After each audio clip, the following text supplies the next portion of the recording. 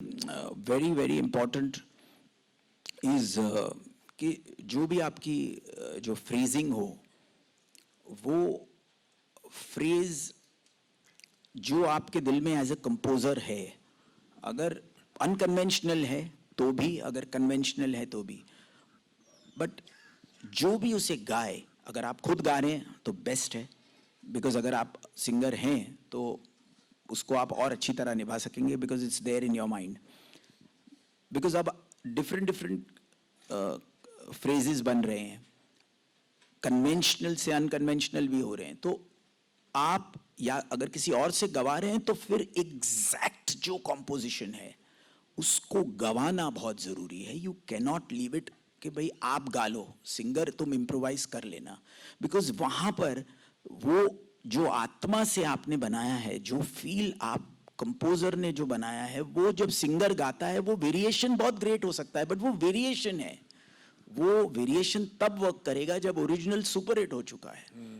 मैं कोई भी नोट्स, बट बेसिक जो आपने उसका जो जर्म जो फील किया है वो सिंगर से फिर एग्जैक्ट आप गवाइए, और सिंगर भी बहुत खुश होगा अगर आप वैसा गवा सकेंगे उनको। तो वो गवाने में बहुत बहुत इंपॉर्टेंट है कि वो, अदरवाइज वो कंपोजर की जो नोट्स है वो दिल में रह जाएगी, सिंगर ने गाया कुछ और है और वो अच्छा लग रहा है क्योंकि वो अच्छा सिंगर है तो अच्छा ही गाएगा वो, लेकिन वो वेरिएशन है तो वो कॉम्पोजिशन वर्क करनी है, बिकॉज सिंगर तो 10 गाने गाएगा, सिंगर वो कॉम्पोजिशन वर्क करती है। इसीलिए हिट सिंगर का फ्लॉप गाना भी आता है क्योंकि वो कंपोजर की जो नोट्स है वो हिट या फ्लॉप होती है, तो वो नोट अगर चेंज हो गई तो फिर वो सक्सेस में, या वो कनेक्ट जो इमोशनल कनेक्ट है गाने का वो निकल जाएगा। So that is the first thing I feel, and then the production should always follow the song rather than the song where the production, I mean, the tune is following the production, which is always a rule. I mean, first is the tune of the song, and then we program it accordingly. And third, I very very strongly feel that since it's a visual medium, तो अब artists को actors की तरह ही सोचना पड़ेगा, where they have a personality.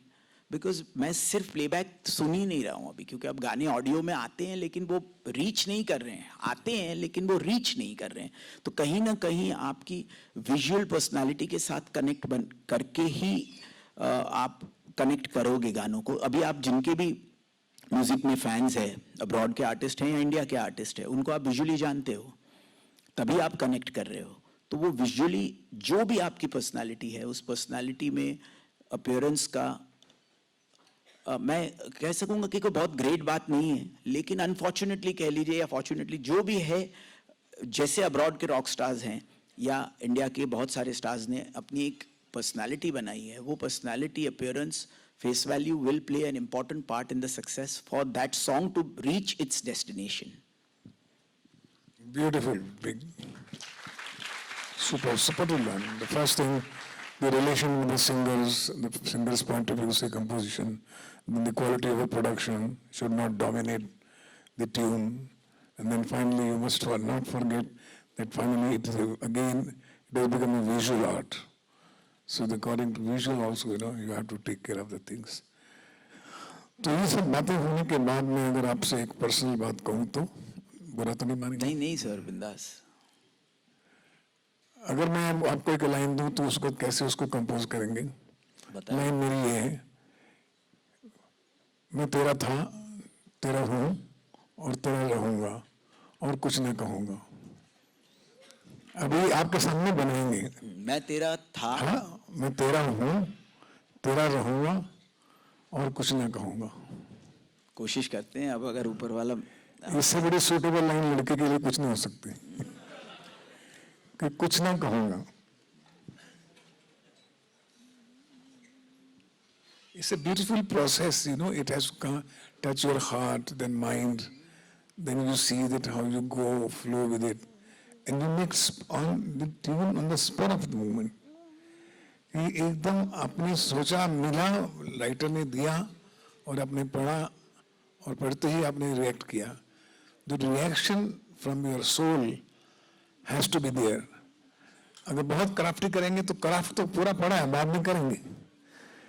और वही बच्चे जो लोग गाते हैं उसमें म्यूजिक तो नहीं गाते हैं, प्रोडक्शन तो नहीं गाते, जो एक अकेला मजदूर गाना गाता है वो सिर्फ वो गाना गाता है, जो लाइन है वो गाता है, और जिस तरह से जैसे आप गा रहे थे.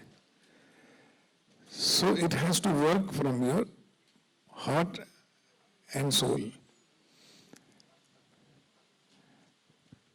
2 मिनट में मैंने बात की, अब 2.5 मिनट में हम गाना सुनेंगे. नहीं, मैंने कुछ आया है, मैं सुना देता हूँ. हाँ, यस. अब ये बच्चों को चैलेंज सीखना पड़ेगा कि ये भी चैलेंज होता है कभी कभी. एक प्रोड्यूसर डायरेक्टर से अचानक, वाह, मैं तेरा था, मैं तेरा हूँ, मैं तेरा था, मैं तेरा हूँ, मैं तेरा रहूंगा.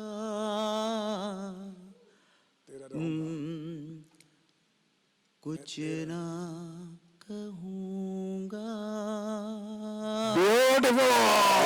ना कहूंगा. Of course, ये एक सुपर. Romance zone. अब now orchestra will take, now production will take over, now actor will take over. बहुत सी चीजें होंगी, but डायरेक्टर भी आएगा. ये सब उसको फॉलो करें ना. मेरे डैड ने तो मुझे एक बहुत इंपॉर्टेंट बात बताई थी कि 3 रेंज होनी बहुत ज़रूरी है एक गाने में, कोई भी गाने में 3 रेंज, ताकि उसके सारे डायनामिक्स जो होते हैं कंपोजर के दिल में वो आना बहुत ज़रूरी है. बट अगेन कुछ जगह हमें रूल तोड़ने भी पड़ते हैं जहाँ पर हम नहीं ज़रूरी होती है 3 रेंज. एक ही रेंज में भी आप गाने बना सकते हैं. बट जो कन्वेंशनल हमारा जो फॉर्मेट है हिंदी फिल्मों के म्यूज़िक का, उसमें 3 रेंज अगर कवर हो जाए तो वो जब हम फाइनल में जब एक गाना सुनते हैं तो हमें बहुत अच्छा लगेगा वो, बिकॉज वी विल नेवर, वो मोनोटोनी जो है वो टूट जाती है उससे. Beautiful, beautiful. 1-2 गाने हैं हमारे पास, उसकी कुछ कहानी जानना चाहते हैं, जो इतने बड़े पॉपुलर हुए. उसकी कुछ तो सीक्रेट भी होते हैं उसके पीछे. तो मैं कहूँगा हमारे एवी भैया से एक गाना चलाओ यार. पहले आशिक बनाया.